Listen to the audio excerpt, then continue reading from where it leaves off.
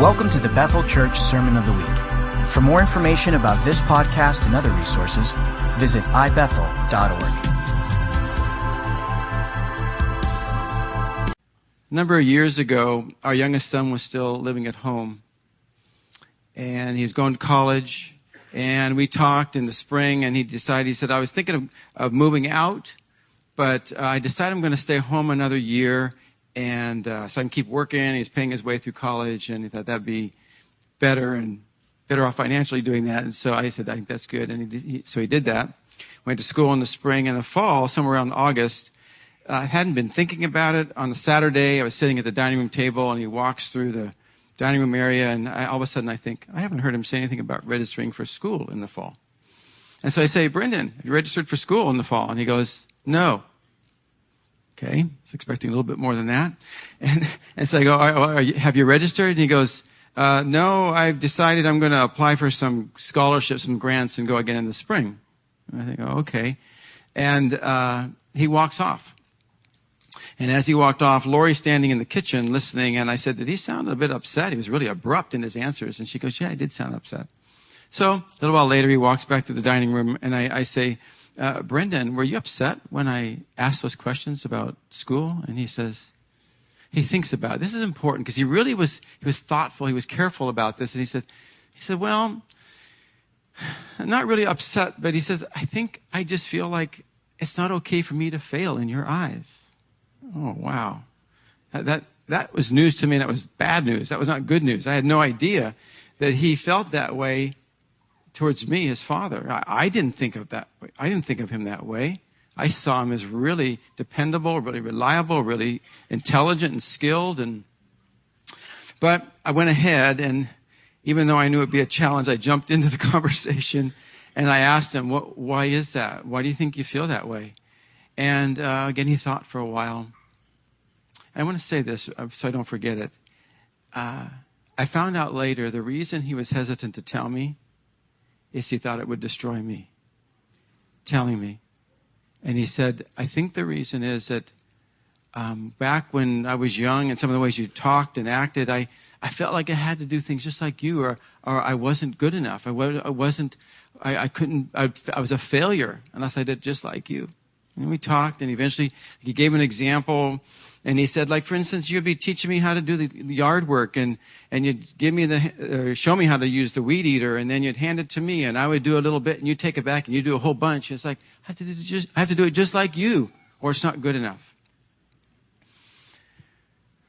I'm sure you've all experienced things like that, and worse, a lot worse. And I did something that didn't help at all. It's real natural, but I began to explain why I did what I did.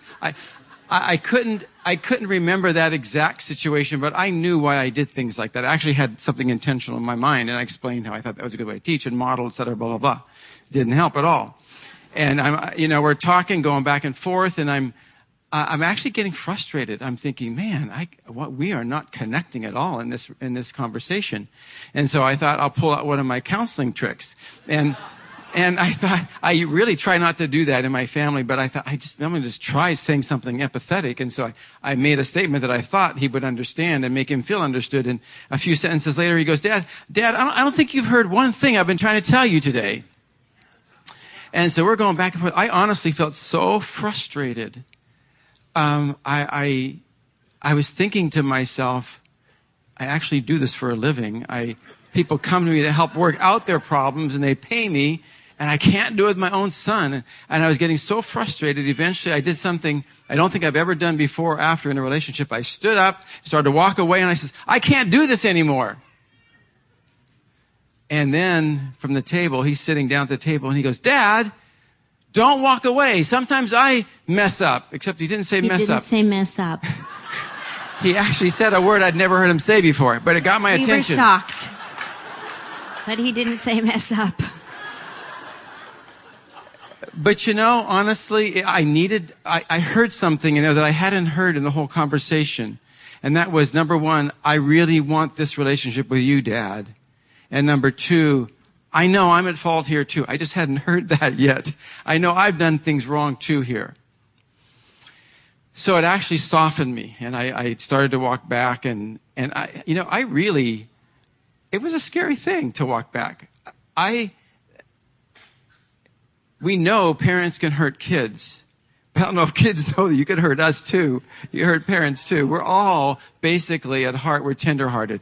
All of us want to be known and accepted and loved, and yeah, get there. And so I just made my way back to the table, and then Lori's been listening to the whole thing in the kitchen and hadn't said a word. Which is a miracle. It's definitely unusual. I have to be honest. Definitely unusual. And yeah.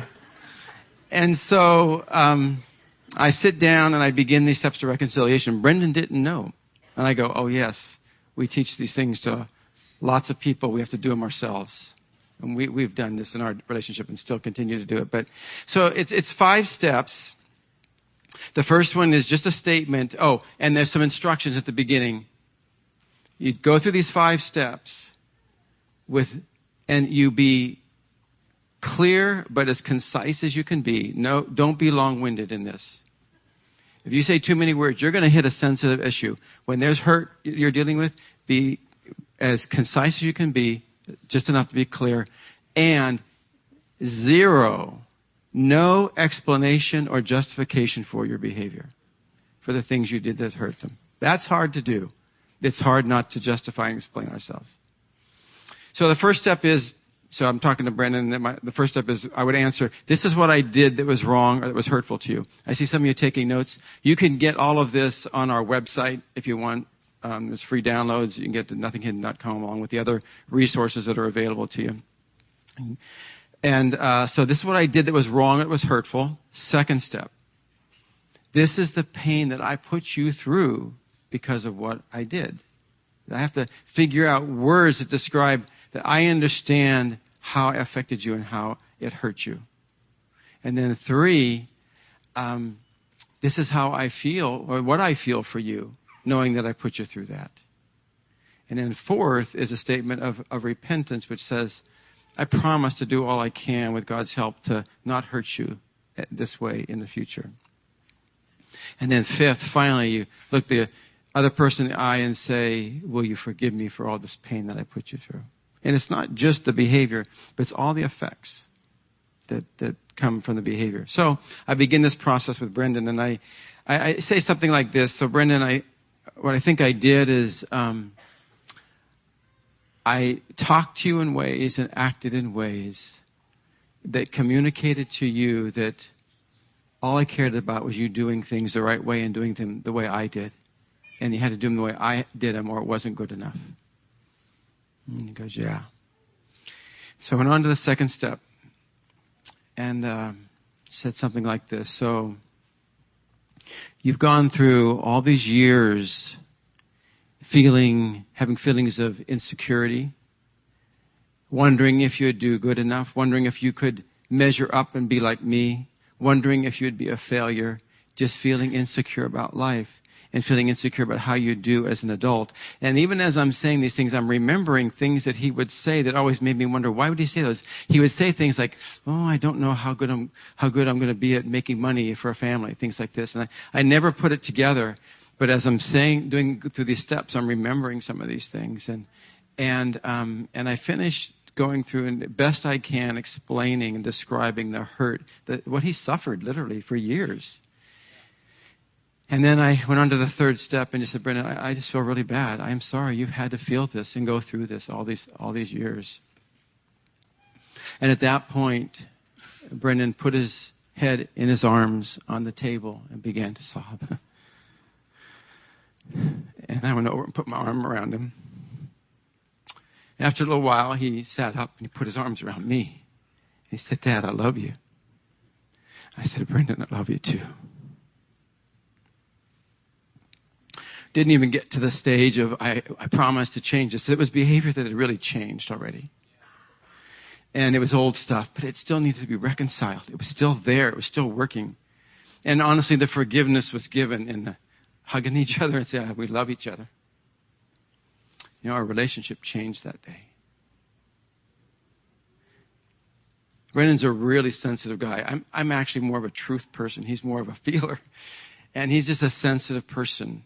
Things I didn't even know about him, I learned about him. But it's interesting, it went both ways, things that he learned about me. And our connection grew a lot that day. Even to the point that later on, different discussions would be having about me in the family. And Brendan would speak up and explain me to the family. He would defend me and describe me. It's pretty incredible. It's really neat. That's just part of his gifting and stuff. But so it really changed things for us and changed our relationship. An interesting thing about this is I could stand before all of you and before God and tell you I had absolutely no desire to communicate that to my son. I had no awareness that I was doing it, and I certainly did not want to do it. I did not want to leave him feeling like he was a failure if he didn't do things just like me.